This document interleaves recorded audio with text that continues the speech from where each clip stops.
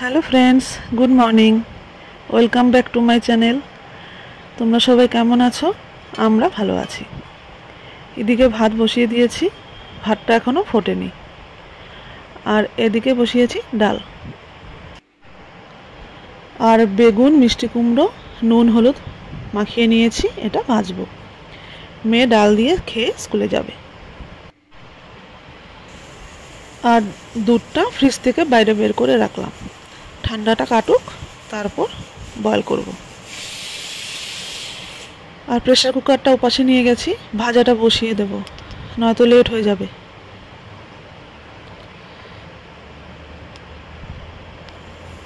তেলটা গরম হয়ে গেছে, বেগুনগুলো প্রথমে ভেজে নেব, তারপর মিষ্টি কুমড়ো। বেগুন ভাজতে টাইম অত লাগে না, কিন্তু মিষ্টি কুমড়ো একটু টাইম লাগে, ঢেকে ঢেকে করতে হয় তো। আর ডাল নামিয়ে নিয়েছি, এবার বসিয়েছি দুধ। আর এদিকে ভাতও ফুটে গেছে, এবার আঁচটা একটু কমিয়ে দেব। ভাতটা হোক, ততক্ষণে দেখি বেগুনটার কি অবস্থা।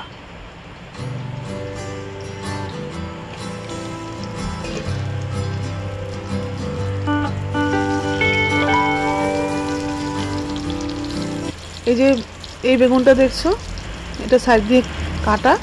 প্রথমে ভেবেছিলাম বোধহয় পোকা, কিন্তু দেখি না, গুটিটাই কালো কালো ছিল। বেগুন ভাজা নামিয়ে নিয়েছে, এবার দিয়ে দিলাম মিষ্টি কুমড়ো।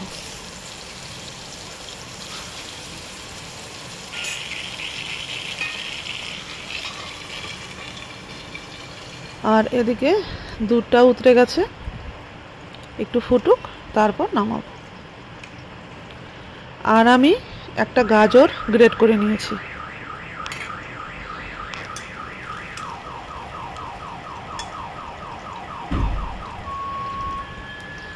ভাত হয়ে গেছে, উপর দিয়ে দিয়েছি। আর ইন্ডাকশনে বসিয়ে দিয়েছি চা। চাটা গুড় দিয়ে করছি, তাই লাল। আর এখন বানিয়ে নেব মেয়ের টিফিনের জন্য ফ্রাইড রাইস। এখানে নিয়ে নিয়েছি দুটো এলাচ আর লবঙ্গ আর একটু কাঁচা লঙ্কা। এটা ভেজে নিয়ে দেব কিশমিশ।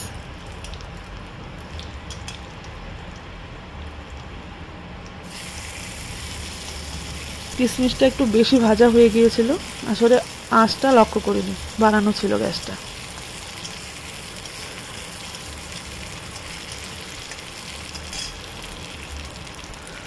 আর দিয়ে দিলাম কাজু। আর এখন দিয়ে দেব গ্রেট করে রাখা গাজরটা। গাজরটা গ্রেট করে নিয়েছি যাতে টাইমটা কম লাগে। আর পিস পিস করে কেটে দিলে বয়েল হতে অনেকটা টাইম লাগে, সকালে আর এত সময় কোথায়। হয়ে গেছে, এবার এর মধ্যে ভাতটা দিয়ে দেব।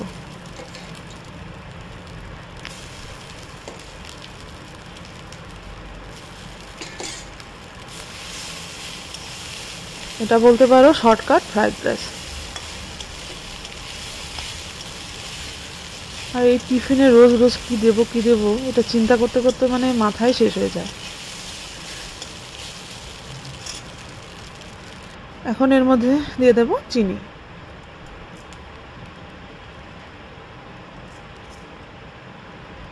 হয়ে গেছে, এখন দিয়ে দিলাম 1 চামচ ঘি। বাস রেডি শর্টকাট ফ্রাইড রাইস। মেয়ের টিফিনটা রেডি করে নিয়েছি। আজ ফ্রুটসে দিয়েছি কলা। কলাটা পিস পিস করে দিলে ওর খেতে নাকি সুবিধা হয়। আর এটাতে ফ্রাইড রাইস।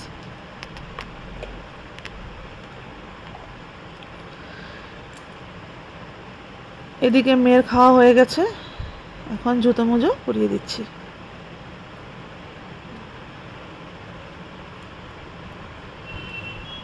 আজকে ওয়েডনেসডে, ওদের পিটি রয়েছে, তাই আজকে পিটি ইউনিফর্ম।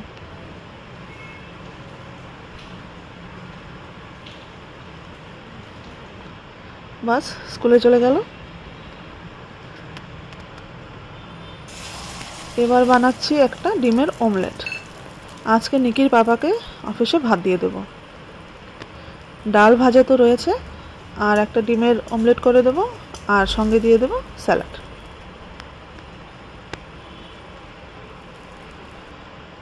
এদিকে লাঞ্চ বক্স রেডি, আর ফ্লাক্সে দিয়েছি চা আর বিস্কুট।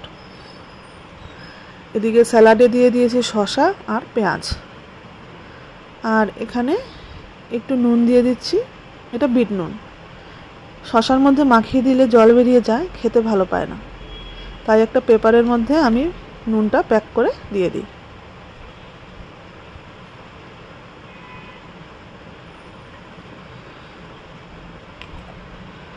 বাস, স্কুল অফিসের পালা শেষ। এবার আমি 1 কাপ চা আর বিস্কুট নিয়ে বসলাম।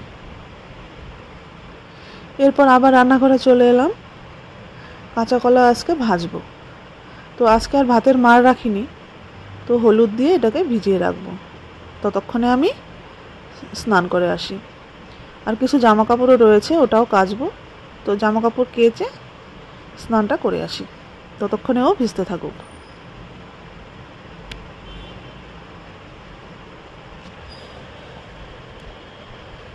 আর এদিকে আজকে কম্পিউটারের টেবিলটা আমি চাদর দিয়ে ঢেকেই দিয়েছি, যা আর ধুলো পড়াপড়ির কোনো স্নিন নেই।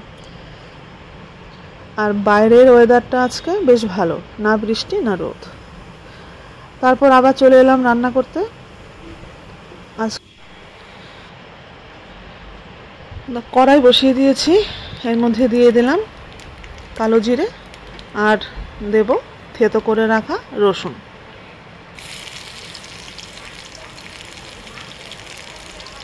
রসুনটা একটু লাল লাল করে ভাজবো, আর দিয়ে দিলাম 2টো কাঁচা লঙ্কা। কাঁচা লঙ্কা দেওয়ার পর ফটফট করে ফুটছিল,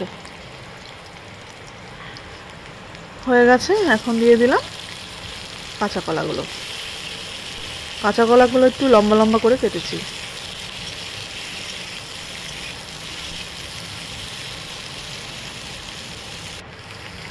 এখন দিয়ে দিলাম নুন আর হলুদ।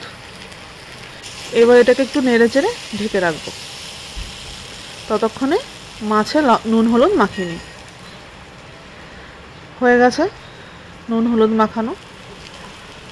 আর এদিকে কাঁচা কলাটা বয়েল হয়ে গেছে, আর বেশি ভাজবো না। এবার দিয়ে দেব ধনেপাতা। বাস, রেডি। দেখতে বেশ ভালোই লাগছে। আর এখন মাছগুলো ভেজে নেব। মাছের ঝোলটা একেবারে করেই নেব। আলু বেগুন দিয়ে করব মাছের ঝোলটা।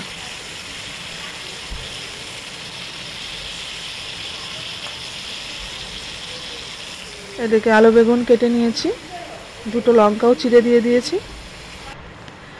আর এদিকে কাল যে আমগুলো এনেছিলাম, এর থেকে 2টো মা পুজোর জন্য নিয়েছে, আর দেখছিলাম যে বোটার দিকটা পচেছে কিনা।